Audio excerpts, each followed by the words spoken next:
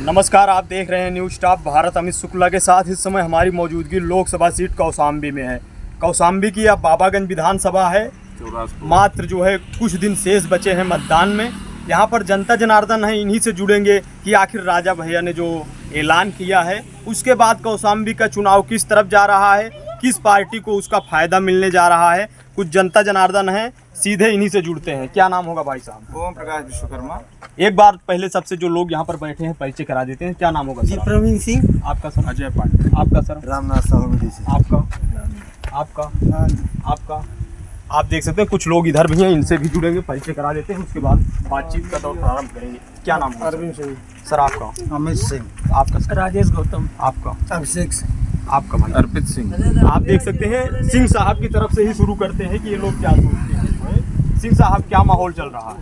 माहौल सपा का है और राजा भैया का है। अच्छा, गमछा तो जनसत्ता का जनसत्ता है तो जनसत्ता के साथ ही है ना। राजा जहाँ कहे हैं वहीं हम हैं। अच्छा, और क्या? राजा भैया ने तो ऐसा नहीं कुछ ऐलान किया। राजा ने कहा आप स्वतंत्र हैं, तो हम लोग स्वतंत्र हैं। अच्छा, हाँ, सोनकर को यहाँ से हटाना है बस।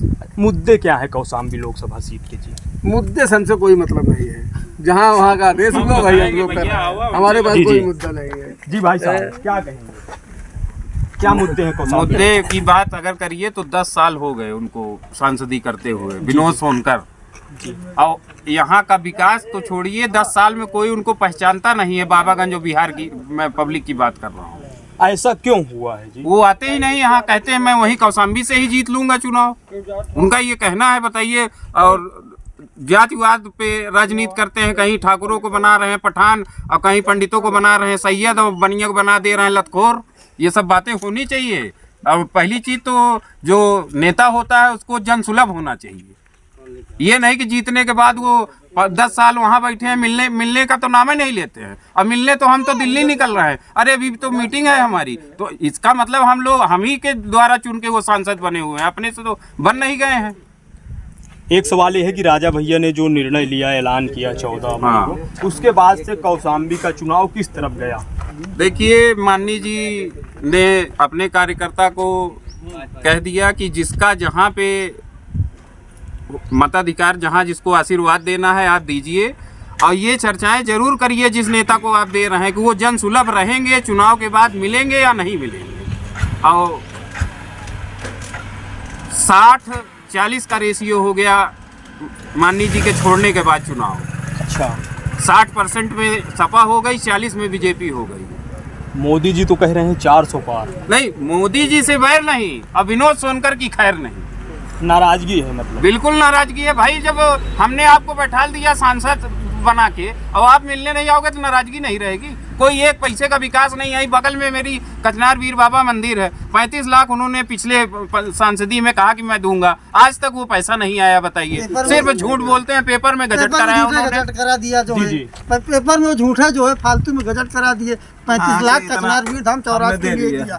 कमासीन है बगल में, वहाँ के लिए भी 32-35 लाख का दिया। लेकिन आज भी 1 घंटी तक नहीं बंदी है। घंटे की तो बात छोड़िए, अब की एक लाइट दिया है वो भी फ्यूज है, आज तक उसका कोई सिस्टम नहीं। एक लाइट दिया है यहाँ पे, वो फ्यूज हो गई है। उसके लिए फोन होता है तो वो कहते हैं चुनाव बाद देखेंगे।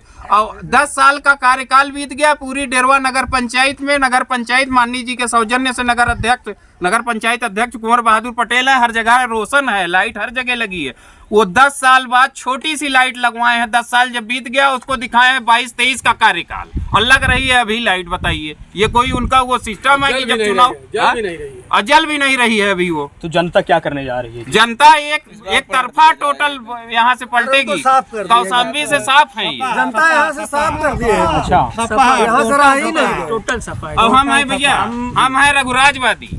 अच्छा, माननीय जी ने स्वतंत्र छोड़ा है तो हम अपने से निर्णय ले रहे हैं। विनोद सोनकर की अब खैर नहीं है यहाँ पे। यहाँ से 1 लाख पार जीतने जा रहे हैं पुष्पेंद्र सरोज, इंद्रजीत सरोज के लड़के। तो क्या मानते हैं राजा भैया के ऐलान के बाद यहाँ चुनाव एक तरफा हो गया? बिल्कुल एक तरफा हो गया भाई।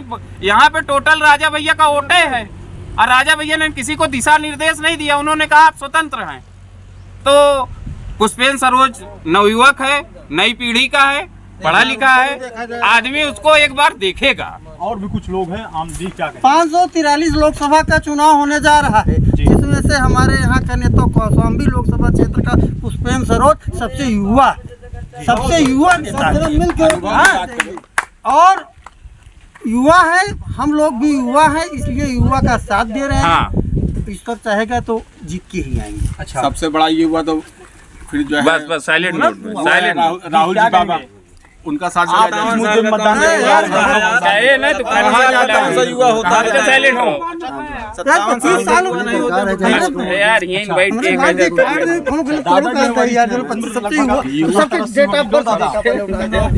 अच्छा, अरे भारत कुछ सुन ही नहीं रहे हैं, आप बता रहे हैं। अच्छा, हाँ सुने का माहौल चलता है पुष्पेंद्र। अच्छा, हाँ, दे कोनो दिक्कत नहीं, इतनी नाराजगी है हाँ तो क्या करेंगे इस बार जो है? तख्ता पलट। अच्छा, और कहूँ नहीं, मोदी जी कह रहे हैं 400 पार। हम कहते 1500 हो जाए। हाँ, मोदी से नहीं, मोदी से बैर नहीं, अभिनव सोनकर की खैर नहीं भैया। मोदी से हमसे झगड़ा नहीं ना, हमसे सोनकर से है। अच्छा, हाँ, क्या कहेंगे दादाजी, क्या कहेंगे, कौन आएगा? अरे बोला कि आप देख सकते हैं और भी कुछ लोग हैं, इनसे जुड़ेंगे, हम बात करेंगे। वार्ड संख्या 12 के सभासद हैं। क्या नाम होगा? विनय जी, क्या माहौल चल रहा है? भैया यहाँ पे जनसत्ता दल और सपा। ये बताइए, एक कैसे जो है इतना बड़ा कॉम्बिनेशन बन गया? सांसद जी शुरू में चुनाव जब जीते तो यहाँ से लोगों से शुरू में लगाव रखे। अच्छा, छोटी छोटी 1-2 बार यहाँ दंगे हुए, उसमें सांसद जी की बहुत अच्छी भूमिका रही। उसके बाद फिर यहाँ से ऐसे गुल हुए, फिर दोबारा नज़र नहीं आए। और इसको ये कहते नहीं गंवाई भाई, ये तो विधानसभा उड़हरी है। कौशाम्बी 3 तो वहाँ से जीत लेते हैं, यहाँ से जो पार्टी के नाम से वोट पा जाते हैं वही उनको मिल जाता है, वो पर्याप्त है। कभी यहाँ पे ध्यान देते नहीं।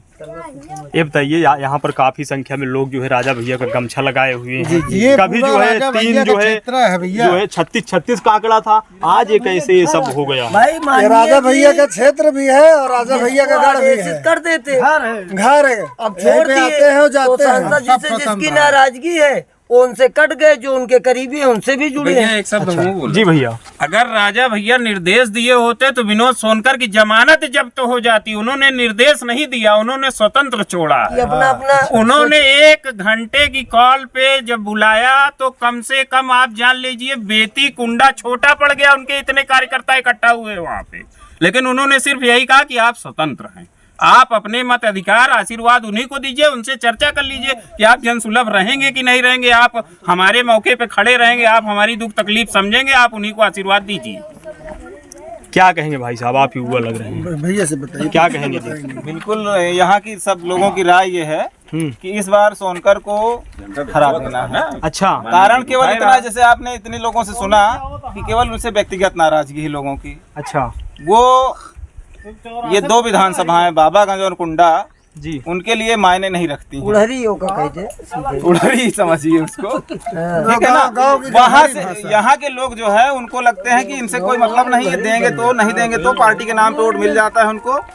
लेकिन यहाँ के लोगों की सुनने का टाइम नहीं है उनको। अच्छा, कुछ भी किसी से कोई मतलब नहीं है, केवल चुनाव में आ जाएंगे यहाँ, उसके बाद फिर चुनाव जीतने के बाद फिर गायब हो जाएंगे, फिर जब चुनाव आएगा तभी दिखाई पड़ेंगे।